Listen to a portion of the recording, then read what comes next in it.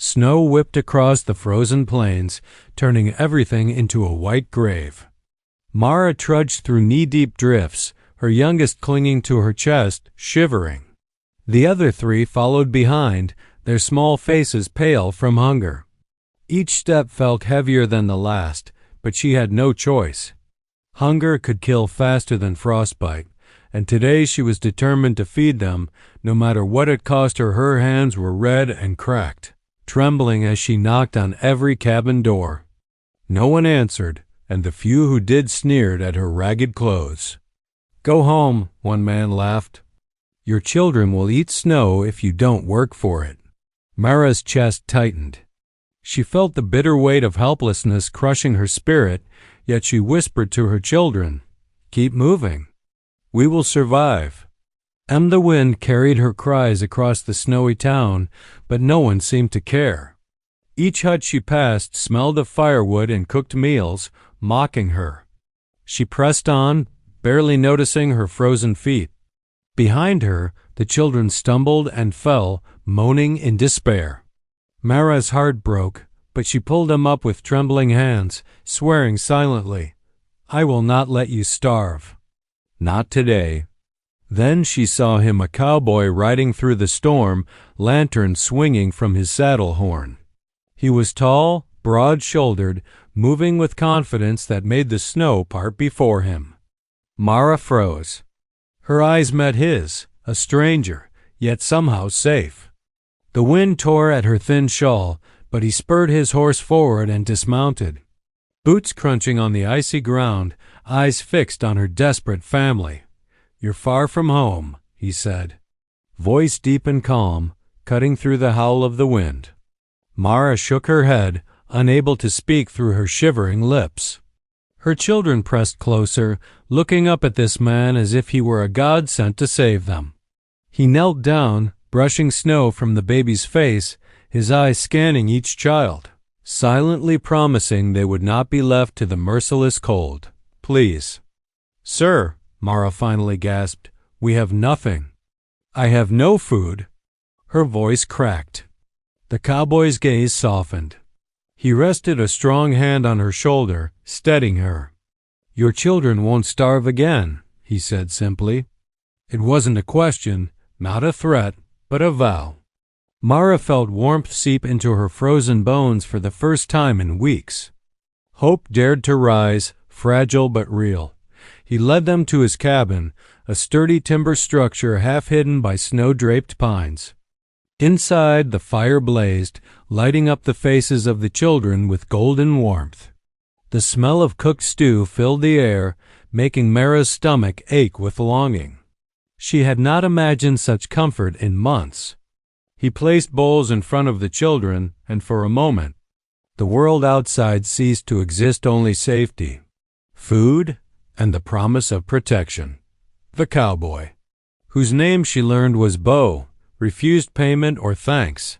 He watched silently as the children devoured the meal, their tiny hands shaking with relief and joy.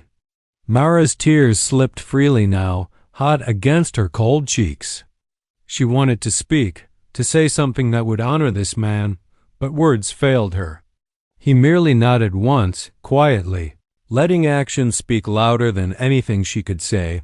Night fell, and the wind continued to rage outside, but the cabin was a fortress. Bo covered the children in warm blankets, letting Mara hold the baby closest to her. She finally let herself breathe, her shoulders unclenching for the first time in weeks.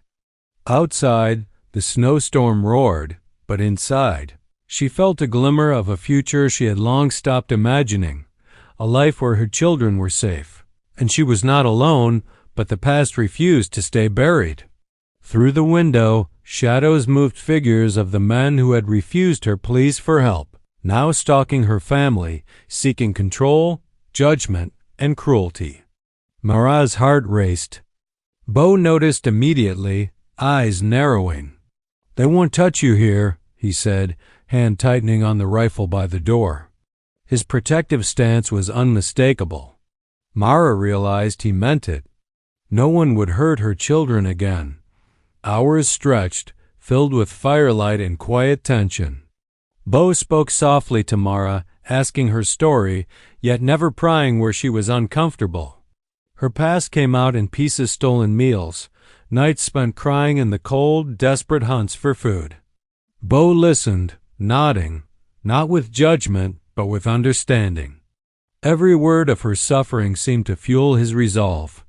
Nothing would harm them while he stood guard. Dawn arrived with pink streaks across the snow, softening the violent white of the frozen world. Mara stepped outside cautiously with Bo. The children played near the cabin, their laughter tentative but real. Bo mounted his horse, scanning the horizon. "We'll make sure no one dares come near again," he said. Mara felt an unfamiliar certainty settling in her chest. This man was no fleeting savior. He would fight for them. All of them. Over the next days, Bo taught Mara and the children simple survival skills: how to gather firewood safely, which berries were edible, and how to stay warm. He never belittled her, never demanded obedience. Mara's confidence grew, matched by a slowly blooming trust. The children clung to him with innocent awe, calling him their protector. Mara's heart swelled. This was safety, family, and hope, all she had prayed for in the storm. But as the snow melted and the sun shone on the icy plains, the shadow of the past loomed. Bo warned them that the men who had ignored her cries would return, and he would be ready. Mara realized her fight was not over, but for the first time, she no longer faced it alone.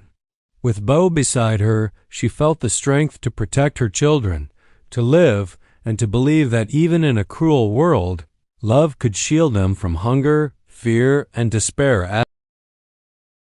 The shadows of the past appeared first as distant figures, cutting through the remaining snow with cruel intent. Mara's heart hammered as she saw the men approaching, merciless and relentless. Bo's hand rested on the rifle, calm but ready. "Stay behind me," he instructed, voice steady. Mara held her children close, whispering, "Be brave. He'll protect us." The storm had returned, but so had hope. Bo rode out toward them, his presence alone demanding attention. "You'll leave," he called, voice echoing across the frozen valley. The men laughed, arrogance in every sneer. "This girl belongs to us." One spat. Bo's gaze hardened, muscles tense. "No, she belongs to her children. And they won't be touched again." The wind seemed to pause, as if nature itself waited for the clash between greed and justice. A whip cracked through the air, but Bo caught it mid-swing. The man faltered, astonished. Bo's voice cut like a knife. "I warned you. One more step, and I'll make sure you regret it." The remaining men hesitated, eyes flicking nervously between his unyielding form and the snow-covered ground.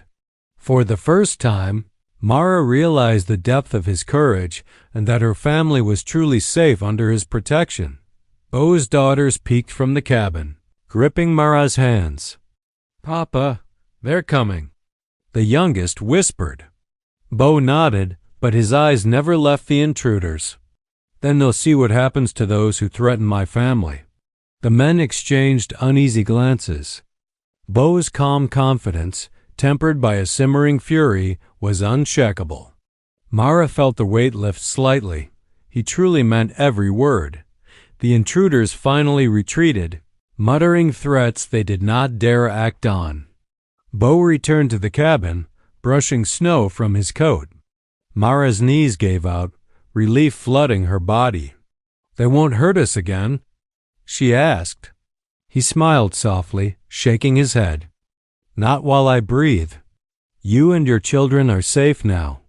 Tears streamed down Mara's cheeks, relief, gratitude, and all at once. Weeks passed. Snow melted into spring, revealing green shoots of life beneath the frost. Mara helped Bo with chores, laughter mingling with the children's giggles. She no longer felt invisible or powerless. The warmth of the cabin and the safety of the land nurtured her spirit. Each day, her trust in Bo grew. She began to believe in a life beyond survival, one filled with family, laughter, and love. One evening, as the sun dipped behind the mountains, Mara watched Bo repair a fence. Sweat on his brow, determination in his eyes.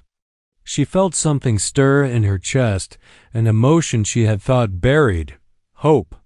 Bo glanced at her, catching the silent confession. He approached, his voice gentle. "Mara, you don't have to fight anymore. Not alone. You have a home here, and you have me?" Mara's heart raced, unsure how to respond. "But I am nothing," she whispered. Bo knelt beside her, taking her hands. "You are everything to these children. And now to me. You saved them just by surviving. I saved them by finding you. Together, we can be more than survival. We can be family." Mara looked at the children playing, their laughter safe and joyous. Her chest swelled with emotion. Days turned into weeks. Mara and Bo grew closer, sharing stories, work, and silent glances that spoke louder than words. The children began calling Mara Mama, a title she never imagined earning. Bo watched quietly, his heart swelling with pride and love. Slowly, Mara's scars inside and out healed. She realized she was no longer alone. She belonged in the cabin with the man who had sworn to protect them all. Spring became summer. Flowers bloomed around the cabin, painting the mountain in vibrant colors. Mara and the children gathered berries, laughter filling the air. Bo paused, watching them, a soft smile tugging at his lips. "It's a good life," he murmured, voice almost to himself. Mara turned to him, seeing the depth of his heart reflected in his gaze. "It's more than I ever dreamed," she said softly. One afternoon, Bo led Mara and the children to a small clearing where wildflowers swayed in the breeze. He knelt, looking at Mara with unshakable sincerity. "Mara, will you stay with me? Not as someone I saved, but as the woman I want to share my life with?" Mara's hands trembled, tears of joy welling. She glanced at the children, their eyes wide and hopeful. "Yes," she whispered, her voice steady with conviction. The children cheered, running around them, laughter echoing through the mountains. Bo pulled Mara close, forehead to forehead. "I promise, your family will never go hungry, never suffer again," he said. Mara clutched his coat, heart racing. "And I promise to stay," she replied. In that moment, the storm of their past seemed distant, replaced by the warm, unwavering light of a future they would build together. The wedding was simple, under the shade of tall pines. Mara walked toward Bo, the children scattering petals around her. The sun glimmered off the snow-melted ground, and the mountains stood silent, witnessing their joy. Bo's hand held hers with steady strength, his eyes reflecting the depth of love he had vowed to give. Mara's heart, once frozen, now blossomed fully hope, safety, and love intertwined. As they embraced, the cabin behind them became more than shelter, it was home. A place where hunger, fear, and suffering no longer ruled. The children laughed, Mara's tears sparkled, and Bo whispered, "We are family now." She smiled, finally free from the shadows of her past. And for the first time, Mara understood. Home is not a building, nor a meal, nor survival. Home is love strong enough to protect and heal forever.